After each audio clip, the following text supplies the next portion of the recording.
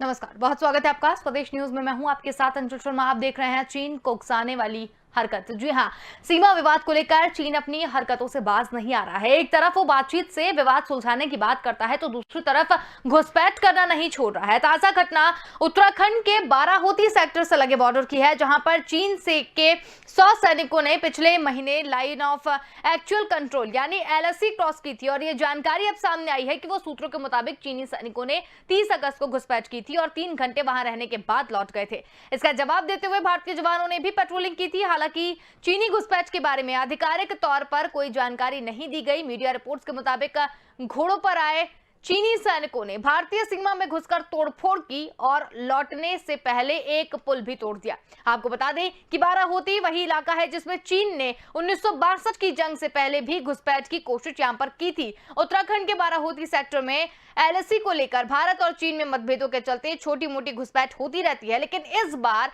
चीनी सैनिकों की संख्या चौंकाने वाली थी।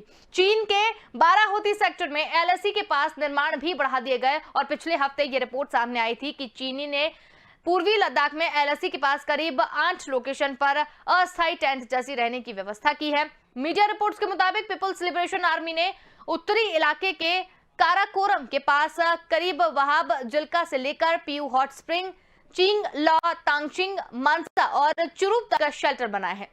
यहाँ की लोकेशन की अगर बात करें तो 7 क्लस्टर में 80 से 84 तक कंटेनर्स बनाए गए हैं। और पूर्वी लद्दाख में सीमा विवाद को लेकर पिछले साल चीन और भारत के सैनिकों के बीच खूनी संघर्ष भी हुआ था। इसके बाद दोनों सेनाओं ने विवादित इलाकों में डिसएंगेजमेंट पूरा कर लिया गया था, लेकिन चीन अब फिर से घुसपैठ की हरकतें करता हुआ नजर आ रहा है। ग्राफिक्स के जरिए आपको समझाने की कोशिश यहां पर कर रहे हैं कि चीन की उकसाने वाली हरकतें कौन सी है, जिसमें चीन और भारत के सैनिकों के बीच खूनी संघर्ष भी हुआ था। 1962 के युद्ध के दौरान चीनी घुसपैठ पर लगाम अभी भी नहीं लगाई जा पा रही है और चीन ने फिर से एक उकसाने वाली हरकत यहां पर की है कि उत्तराखंड के बाराहोती सेक्टर में घुसपैठ यहाँ पर की है। घुसपैठ छोटी मोटी वहां पर चलती रहती थी, लेकिन इस बार के जो परिणाम है, इस बार के जो चीनी सैनिकों की संख्या है, वो चौंकाने वाली है। तो चीन के आपको बता दें कि घुसपैठ की कोशिश लगातार यहां पर की जा रही है। चीन ने फिर से उकसाने वाली हरकत यहां पर की है। उत्तराखंड के बाराहोती सेक्टर में घुसपैठ की। भारतीय सीमा में 3 घंटे तक चीनी सैनिक रहे। और विदेश मामलों के जानकार सौरभ दुबे हमारे साथ यहां पर जुड़ गए हैं। बहुत स्वागत है आपका सौरभ जी। आपसे जानना चाहेंगे, जिस तरीके से चीन लगातार घुसपैठ की कोशिश करता हुआ नजर आ रहा है बाराहोती सेक्टर में, इस बार जो चीनी सैनिकों की संख्या है वो वाकई हैरान करने वाली है। तो क्या कारण है बार बार जो इस तरीके की घुसपैठ यहाँ पर हो रही है और भारत कुछ लगाम नहीं लगा पा रहा है? कारण बड़ा सा ही सामान्य है और पाकिस्तान से बिल्कुल भी अलग नहीं। जैसे ही पाकिस्तान में कुछ अंदरूनी खलें होती है तो वहां भारत का शिकूफा दिया जाता है। ठीक उसी तरह इन दिनों चाइना बिजली संकट से जूझ रहा है। चाइना के उद्योग धंधे पूरी तरह ठप पड़े हुए हैं, बिजली को लेकर हाहाकार है। यही कारण है कि ध्यान भटकाने के लिए चाइना ने ये हरकत की है। लगातार भारत के रूस से जो संबंध हैं और अमेरिका से जो संबंध हैं वो मजबूत होते जा रहे हैं। भारत की सेनाएं संयुक्त युद्धाभ्यास कर रही हैं और जिसे देखकर चाइना डरा हुआ है।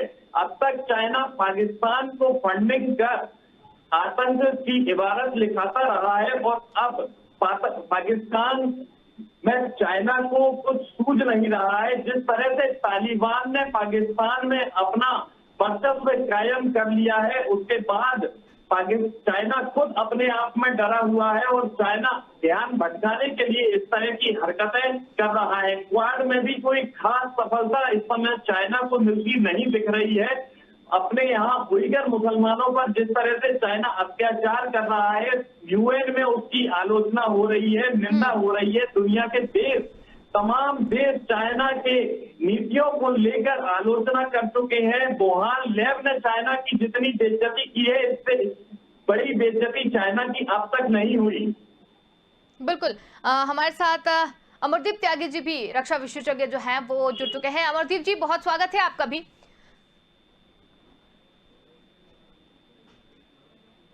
चलिए, तो हमारे साथ में यहाँ पर अभी कुछ तकनीकी खामी की वजह से नहीं जुड़ पाए हैं, उनसे संपर्क साधने की कोशिश लगातार की जा रही है। चीन की घुसपैठ पर लगातार लगाम नहीं लग पा रही है और चीन ने फिर से उकसाने वाली हरकत की है। तो आप ही से जानना चाहेंगे किस तरीके से चीन की घुसपैठ पर जो लगाम है वो नहीं लग पा रही है और चीन ने फिर से ये उकसाने वाली हरकत की, भारत के लिए किस तरीके से खतरा हो सकता है? देखिए, भारत इन दिनों वो 1962 का भारत नहीं है। भारत ने काफी विकास किया है। आज के दिनांक में भारत बेहद सक्षम है। भारतीय सेना प्रमुख कई बार कह चुकी हैं कि चाहे पाकिस्तान का मोर्चा हो, चाहे चीन का मोर्चा हो, भारतीय सेना पूरी तरह से सक्षम है। और घुसपैठ की जहां तक बात रही, तो छिटकर घुसपैठ चाहे पाकिस्तान से होती रही है और चाइना से भी होती रही है, लेकिन भारतीय सेना उस पर लगाम भी लगाती रही है। और फिलहाल अंतर्राष्ट्रीय मंचों पर भारत को बेहद बड़ी सफलताएं मिल रही हैं और लगातार भारत की सेनाएं पूरी तरह से हर मोर्चे पर सफलता प्राप्त कर रही हैं। बिल्कुल सौरभ जी, लेकिन चीन की अगर बात की जाए, भारत लगातार इस पर काम भी यहाँ पर करता हुआ नजर आ रहा है, लेकिन चीन जिस तरीके से घुसपैठ की कोशिश कर रहा है, चाहे इतना बड़ा उदाहरण अभी अफगानिस्तान को लेकर भी है, पहले पाकिस्तान को अपने लिया, उसके बाद पाकिस्तान को अपने पक्ष में लेने के बाद अब अफगानिस्तान की तरफ जो रुख है वो किया जा रहा है। तो भारत को किस तरीके से चीन अभी देख रहा है, चीन की क्या मंशा है भारत को लेकर? देखिए, चीन की हमेशा से भारत को लेकर एक मंशा रही है। और भारत के चीन के दूसरे भी जो पड़ोसी देश हैं उनको लेकर भी चीन की हमेशा से एक मंशा रही है, वो है साम्राज्यवाद। चाहे नेपाल हो, चाहे भारत हो। शायद मैं आपको बता दूं कि नेपाल में भी इन दिनों चाइना का भरसक विरोध हो रहा है। कारण सिर्फ वही है, जो जिस तरह से यहाँ पर चीन घुसपैठ करता है, ठीक उसी तरह से नेपाल में घुसपैठ करता है। अन्य पड़ोसी राज्यों के साथ में, अन्य पड़ोसी देशों के साथ में भी चाइना के संबंध कभी अच्छे नहीं रहे। चाइना के संबंध हमेशा अड़ोस पड़ोस में खराब रहे हैं। एक पड़ोसी के तौर पर अगर चाइना को देखा जाए तो चाइना से ज्यादा पड़ोसी कोई खराब हो नहीं सकता। और भारत को लेकर जो साम्राज्यवादी मंशा है चीन की, कुपित जो मंशा है, वो कभी मंशा पूरी नहीं हो पाएगी। अंतर्राष्ट्रीय मंचों पर चीन को हमेशा मुंह की खानी पड़ी है, क्योंकि अब चाइना कोई अपने आप में बहुत ज्यादा सक्षम देश नहीं। रूस और अमेरिका दोनों ही देश चाइना पर पूरी तरह से नकेल लगाए हुए हैं। और आज हालत ये है कि चाइना म्यांमार जैसे देश से भी टकराने की स्थिति में नहीं, चाहे वो नेपाल जैसे देश भी क्यों ना हो। अपनी संप्रभुता की रक्षा सभी देश कर सकते हैं। इसके लिए अंतर्राष्ट्रीय कई सारे मंच हैं और मुझे नहीं लगता कि आज पहले जैसी स्थितियां निर्मित हो सकती हैं। बिल्कुल, अमरदीप त्यागी जी भी हमारे साथ यहाँ पर जुड़ गए हैं। जी अमरदीप जी, आपसे भी जानना चाहेंगे, जिस तरीके से घुसपैठ की कोशिश लगातार चाइना कर रहा है भारत में, तो इसके पीछे की वजह तो चलिए सभी को मालूम है, क्या मंशा है उसकी, किस तरीके से कब्जा करना चाहता है, लेकिन बार बार इस तरीके की घुसपैठ यहाँ पर की जा रही है, भारत कोई कड़ा रुख क्यों नहीं अपना रहा है? ये कब्जा करने वाली इंटेंशन तो आप सीधे सीधे नहीं कह सकते हैं, वो डिस्टर्ब करना चाहता है। एक्चुअली जिस तरह भारत की जो कूटनीति और जो विश्व में जो मोदी जी की छवि और भारत की छवि जो बन रही है ना, तो चाइना को कभी भी ये बर्दाश्त नहीं होता है कि इस क्षेत्र का कोई दूसरा देश या कोई दूसरा लीडर इस तरह उभर के आ जाए जो मतलब एक तरह से उसका पूरा वर्चस्व हो जाए। तो चाइना ये कभी नहीं चाहता है। इसलिए टाइम टू टाइम जब भी उसको मौका लगता है या जब भी वो देखता है कि ये आगे बढ़ रहे हैं, प्रोग्रेस कर रहे हैं और विश्व में इनका एक स्तर बढ़ रहा है, तो हमेशा वो डिस्टर्ब करने की कोशिश करेगा। जैसे कि लास्ट टाइम गलवान में किया, फिर उसने अभी टेंट लगाने शुरू कर दिए, अब ये बाराहोती वाला केस किया। तो उसका टाइम टू टाइम ये इंटेंशन रहती है कि यहाँ इसको तनाव में रखो, इनको एंगेज रखो, सो दैट ये इसी में बिजी रहे और इनकी प्रोग्रेस ना हो।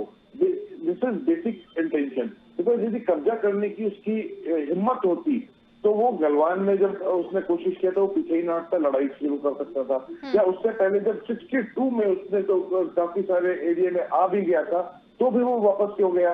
तो कब्जा करना उसका इंटेंशन नहीं है। उसका इंटेंशन होता है कि वो किसी भी तरह से करके उनको अपने तनाव में रखें और वो इसी कामों में एंगेज रहें। वो जिस तरह उन्नति कर रहे हैं उस तरह उन्नति ना करें।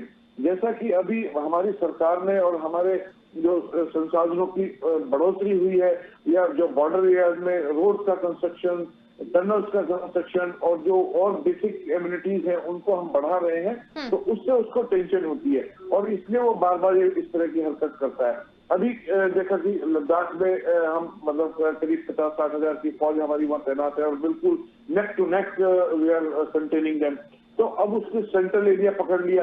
यहाँ पे उत्तराखंड में कभी 62 के बाद से कभी इस तरह की हरकत नहीं होती थी। तो बाराहोती में वहाँ उसने आके इस तरह की हरकत की। हालांकि इस तरह जो क्रॉस बॉर्डर एक्टिविटीज है ये हमेशा से होती रही है, बट ये डिस्टर्ब करने का इंटेंशन है कि ठीक है, क्योंकि यहाँ पे उस तरह से फौज का डिप्लॉयमेंट नहीं है जिस तरह से लद्दाख या अरुणाचल प्रदेश में है, क्योंकि ये एरिया शांत इलाका माना जाता है कि यहाँ पे इस तरह की कोई चाइना हरकत नहीं करता। तो वो अपनी थोड़ी डिस्टेंस के साथ आईटीबीपी या हमारी जो आर्मी की चौकियां हैं वो उस तरह से वहाँ पे स्टैब्लिश है। तो इसलिए वो आके ही अब वहाँ पे बाराहोती में आया तो इंडियन आर्मी और जितनी भी जो सिक्योरिटी फोर्सेज है, हमारी जो इंटेलिजेंस है, हमारी जो आईटीबीपी है, वो एक्टिव हो गई। वो वहां से इधर से उधर उन्होंने जाके पेट्रोलिंग शुरू कर दी, अपना वहां से कुछ ना कुछ स्टैब्लिशमेंट करेंगे।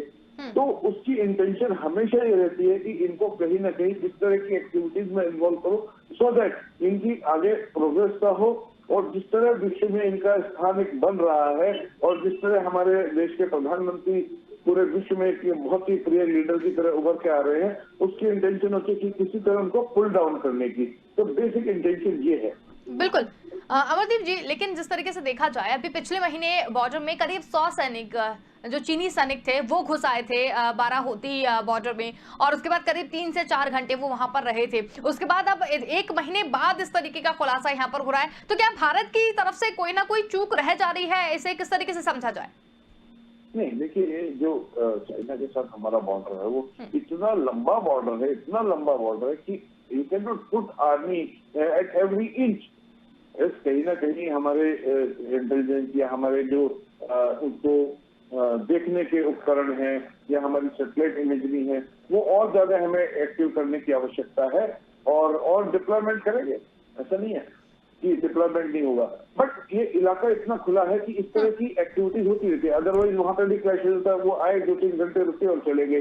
द मोमेंट हमारी फौज पहुंची तो वो वापस जा चुके थे। यदि वहां पे वो होते तो उनके साथ वही गलवान वाला सीन होना था, क्लैश होने थे। तो इस तरह स्टैंड ऑफ बहुत जगह, यहाँ ऐसा नहीं है कि पहली बार ऐसा हुआ है। इसके अलावा अरुणाचल प्रदेश में, लद्दाख वाले इलाके में इस तरह की जो फेस ऑफ है एनिमी के साथ, चाइना के साथ, वो अक्सर होता रहता है। It is not a new thing, but उसकी इंटेंशन है कि इनको अच्छा यहाँ पे क्योंकि इससे ज्यादा एक्टिविटी नहीं है तो उसने एक नया फ्रंट और नया एरिया खोल दिया है कि यहाँ पे भी आप इन्वॉल्व हो जाइए। तो बेसिक इंटेंशन है डिस्टर्ब करने की, नथिंग एल्स। बिल्कुल, अगर इस कथन को मान भी लिया जाए कि डिस्टर्ब करने की रणनीति ये बना रहे हैं ताकि भारत का ध्यान जो है वो बटा रहे और जो मेन मोटिव है उसको ना देखते हुए वो इन्हीं सब चीजों में उलझा रहे, शायद यही कारण है चीन का घुसपैठ करने का। हाँ, इसीलिए वो देखो मैकमोहन लाइन को रिजॉल्व करने का टाइम टू टाइम बहुत सारी बैठकें हो गई हैं, बहुत सारी मीटिंग हुई है, हर लेवल पे मीटिंग हो रही है। लेकिन चाइना की इंटेंशन उसको रिजॉल्व करने की नहीं है, क्योंकि जिससे भी रिजॉल्व हो गया मैटर इंडिया और चाइना बॉर्डर का, उसके बाद वो डिस्टर्ब करने के लिए उसके पास कुछ बचेगा नहीं। तो इसलिए इस मैटर को वो रिजॉल्व ही नहीं करना चाहता है और वो टाइम टू टाइम इस तरह की हरकत करता रहेगा। चाइना एक जो है बहुत ही नेगेटिव फोर्स है। कोरोना में सबने देख लिया है, कोरोना उसकी पैदाइश है और उसने सारी विश्व को खतरे में डाल दिया। अब ये मतलब अब जिस तरह की अभी जो ये मीटिंग्स हुई हैं, जिसमें ऑकस की मीटिंग है या क्वाड की मीटिंग है, या चाइना को चारों तरफ से घेरने का प्लान जो बन रहा है और घिर रहा है चाइना, तो उससे लोगों का जो नजर जो है वहां से हटा के इधर करने की और भारत को कहीं ना कहीं दूसरे इन्वॉल्व करने की उसकी मंशा रहती है। और ऑफ कोर्स यदि इस तरह का कुछ ना कुछ, यू नेवर नो कि कल को यही हरकत वो एक बड़े पैमाने पे बढ़ सकती है और एक युद्ध में तब्दील हो सकती है। चाइना को इसका कोई लेना देना नहीं है, चाइना फिर पिटेगा, इसमें कोई दो राय नहीं है। आज भारत जो है वो 1962 वाला भारत नहीं है। 1962 के बाद 1967 में उसको पीटा, गलवान में उसकी पिटाई हुई और आगे भी यदि वो हरकत करेगा वो बहुत पिटाई होने वाली है उसकी। बिल्कुल, तो यहाँ पर हमारे साथ सौरभ दुबे जी भी लगातार जुड़े हुए हैं। सौरभ जी, आपसे जानना चाहेंगे, जिस तरीके से 1962 की बात कही और 1962 की जंग से पहले भी कई तरह की घुसपैठ की कोशिश वहां पर की गई और अभी भी यहाँ पर की गई, तो 1962 के समय भी काफी खूनी संघर्ष जो है वो हुआ था। कि निश्चित तौर पर, और अभी कुछ देर पहले जो बात यहाँ चल रही थी कि चाइना का इंटेंशन डिस्टर्ब करने का है, बिल्कुल। निश्चित तौर पर चाइना का इंटेंशन डिस्टर्ब करने का है, लेकिन सिर्फ भारत में डिस्टर्बेंस पैदा करना उसका मकसद नहीं है। उसका मकसद चाइना की समस्याओं से ध्यान भटकाना भी है। चाइना में जिस तरह से लोगों का शोषण हो रहा है, फैक्ट्रियों में, कल कारखानों में जिस तरह से आवश्यकता से अधिक काम लोगों से लिया जा रहा है, उनका शोषण किया जा रहा है, ये कहानी अब किसी से छुपी नहीं है। पूरे दुनिया के देश चाइना की स्थिति को बेहद अच्छी तरह से जानते हैं कि चाइना समुद्र में किस तरह से महासागर में कचरा फैला रहा है और वहां के औद्योगिक कचरे का निस्तारण नहीं कर पा रहा है। हांगकांग की समस्या भी किसी से छुपी नहीं है कि हांगकांग में किस तरह चाइना का विरोध प्रदर्शन अभी भी जारी है, और ऐसी सैकड़ों समस्याएं हैं जिनसे ध्यान भटकाने के लिए चाइना इस तरह की हरकत करता है। हालांकि चाइना ये बात अब बहुत अच्छी तरह से जानता है कि भारत पर अधिकार करना या भारत की जमीन हथियाना इतना आसान नहीं, और अब उनके जो साम्राज्यवाद के पुराने सपने हैं वो कभी साकार नहीं हो सकते। बावजूद इसके इस तरह की हरकत बेहद चाइना को खुद अपने आप में शर्म आनी चाहिए, और शर्मसार करने वाली ये हरकतें हैं, इसके अलावा और कुछ नहीं।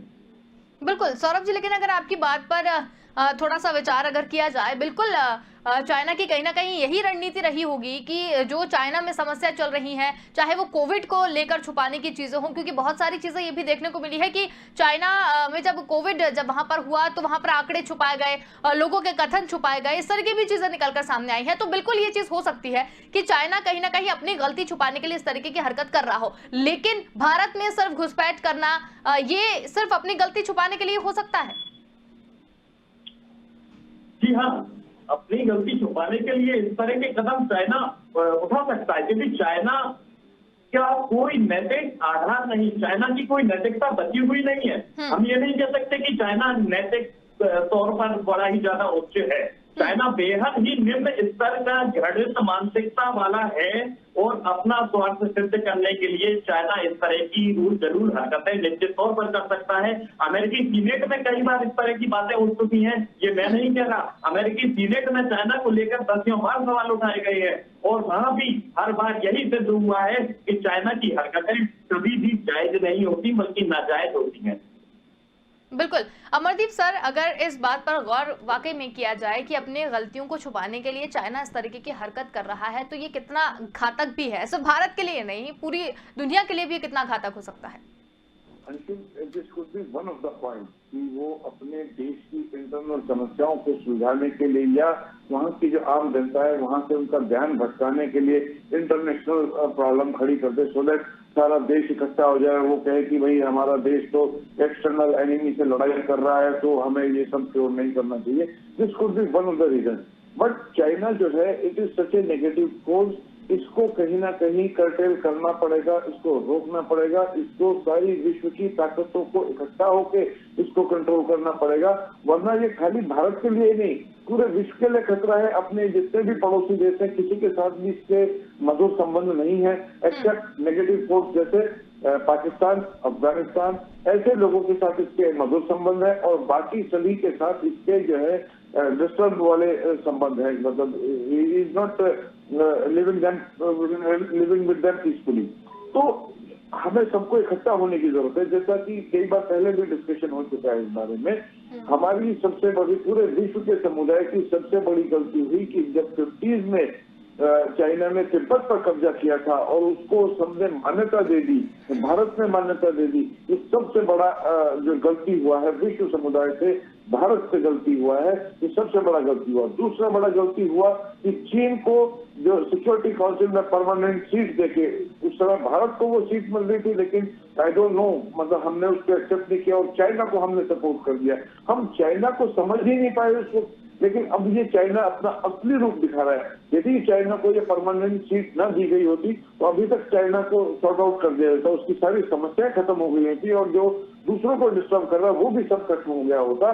तो अभी पूरे विश्व को इकट्ठा होके, यूएनओ को इकट्ठा होके, या तो उसको सिक्योरिटी काउंसिल से उसको एक्सपेल किया जाए और उसको इस तरह की बंदिशें लगाई जाए कि वो इस तरह की नेगेटिव एक्टिविटीज करनी बंद कर दे, वरना ये पूरे विश्व की शांति के लिए घातक होगा। और इसका परिणाम पूरा विश्व भुगतेगा। बिल्कुल। अमरदीप सर, अगर इस बात पर गौर किया जाए कि बिल्कुल घातक तो होगा ही, चीन जिस तरीके से हरकतें यहाँ पर कर रहा है, तो भारत के साथ साथ कौन से देश हैं जिन्हें मिलकर इस तरीके की चीजों पर लगाम लगाने के लिए सोचना चाहिए, या अभी क्या कुछ और किया जा रहा है अंतर्राष्ट्रीय स्तर पर?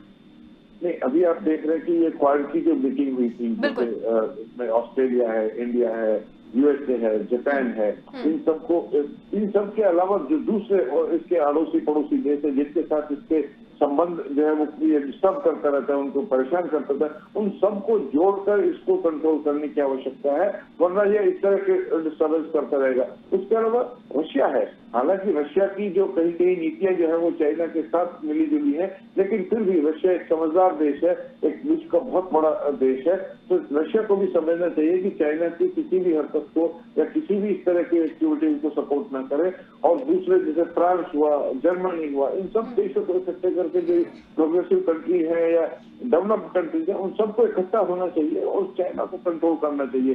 बिकॉज अदरवाइज चाइना जो है मतलब इतनी नेगेटिव फोर्स है कि ये सबको डिस्टर्ब करेगा। आज इसने कोरोना वाला काम किया है, ये भारत के साथ जो छुटपुट की हरकत करता है, इससे हमें डरने की इतनी आवश्यकता नहीं है। हमारी भारतीय सेना और वायुसेना और नौसेना इतनी सक्षम है कि इसको मुंहतोड़ जवाब दे सकते हैं हम। वो तो 62 में हमारी वायुसेना का इस्तेमाल नहीं किया गया, वरना 62 में भी इसको अच्छे से धूल चटा देते, जिस तरह 67 में उनको अच्छे से धूल चटाई थी या गलवान में धूल चटाई थी। भारतीय सेना को तो हुक्म की जरूरत है वहाँ। आज जैसे भारतीय सरकार या हमारे प्रधानमंत्री बिल्कुल एक हिम्मत के साथ और भारतीय सेना का मनोबल बढ़ा कर रखते, उस तरह मनोबल बढ़ाओ तो भारत को कोई खतरा नहीं है।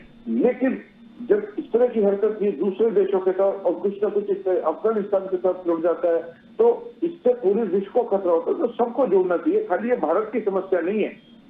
तो इसलिए जो बाकी देश हैं, जितने भी डेवलप्ड कंट्री हैं, चाहे वो यूरोप के हों, चाहे वो साउथ ईस्टर्न स्टेट्स के कंट्रीज के जो रिप्रेजेंटेटिव हैं वो हों, उन सबको मिलके ही इसको कंट्रोल किया जा सकता है। बिल्कुल। लेकिन अमरदीप जी, हम कई बार क्वाड को लेकर भी हम बातचीत कर चुके हैं, और जो यहाँ पर हमारे लिए काउंसिल एक बना हुआ था यूएनएससी, उस पर भी हमने बातचीत की, और पूरा विश्व जो है वो बिल्कुल इन सब समस्याओं से निपटने की कोशिश तो कर रहा है। लेकिन मैं एक बार फिर आपसे यही जानना चाहेंगे कि जिस तरीके से क्वाड का गठन किया गया, क्वाड में जहाँ तक जानकारी है हमें, एक मिलिट्री के हिसाब से वो उस हिसाब से उसका गठन नहीं किया गया था, लेकिन उसके बाद में भी इस तरीके की चीजें वहां पर उठ रही हैं, तो क्या वाकई में ये एक सार्थक सिद्ध हो सकता है? हाँ बिल्कुल। देखो, खाली मिलिट्रीली कंट्रोल करने की जरूरत नहीं, जैसे मैंने बताया कि भारत अपने आप में अकेले सक्षम है चाइना को जवाब देने का, लेकिन जिस तरह उसकी व्यापारिक नीतियां हैं, उसकी जो टेक्नोलॉजी है और जिस तरह टेक्नोलॉजी का नेगेटिव जो इस्तेमाल करता है और जिस तरह इसकी फंडिंग होती है दूसरे देशों से, उनके साथ व्यापार है, तो उस सबको कर्टेल करने के लिए ये जैसे क्वाड जैसे संगठन जो है उसमें सहायक हो सकते। तो जरूरी नहीं कि सारे संगठन उसमें मिलिट्री इन्वॉल्व हो, मिलिट्री के लिए और दूसरे भी संबंध हो सकते हैं और दूसरे ऑर्गेनाइजेशन बनाया जा सकता है। या क्वाड में भी हम जो इस तरह का फाइट रख सकते हैं कि इसको मिलिट्री भी हम एक दूसरे को सपोर्ट करेंगे। इस तरह का मतलब आने वाले समय में इस तरह की बातें हो सकती हैं और रखी जा सकती हैं, लेकिन उसको दूसरे तरीके से भी कर्टेल करने की जरूरत है, क्योंकि जब तक उसको इकोनॉमिकली कंट्रोल नहीं करेंगे वो इस तरह की हरकत करता ही रहेगा। बिल्कुल, बहुत ही अच्छी जानकारी आपने दी सौरभ जी, आपका भी, और अमरदीप सर आपका भी समय निकालकर आप हमारे साथ जुड़े और इस पूरी चर्चा में शामिल हुए, बहुत धन्यवाद। तो यहाँ पर हम बात कर रहे थे सीमा विवाद को लेकर। चीन अपनी हरकतों से बिल्कुल बाज नहीं आ रहा है। एक तरफ बातचीत से विवाद को सुलझाने की बात करता है, तो दूसरी तरफ घुसपैठ करना नहीं छोड़ रहा है। ताजा घटना अभी आपको बताई उत्तराखंड के बाराहोती सेक्टर से लगे बॉर्डर की है, जहां पर 100 से ज्यादा सैनिकों ने पिछले महीने लाइन ऑफ एक्चुअल कंट्रोल यानी LAC को क्रॉस किया था, और ये जानकारी अब सामने आई। वहीं सूत्रों ने यह भी कहा कि चीनी सैनिकों ने 30 अगस्त को घुसपैठ की थी और 3 घंटे रहने के बाद वहां पर लौट आए। इस पूरी चर्चा में निष्कर्ष यही निकला है कि चीन जो इस तरीके की हरकत कर रहा है उसके पीछे सिर्फ और सिर्फ एक कारण यही है कि वो ध्यान भटकाना चाहता है। वो अपने देश की जो भी समस्याएं हैं, जो भी चीजें वहां पर चल रही है, उसको सुलझाने की बजाय उसको छिपाने की कोशिश लगातार कर रहा है, और छिपाने के लिए वो लगातार इस तरीके की चीजें जो है वो निकल कर सामने आ रही है। फिलहाल के लिए इतना ही। देखते रहिए स्वदेश न्यूज। नमस्कार।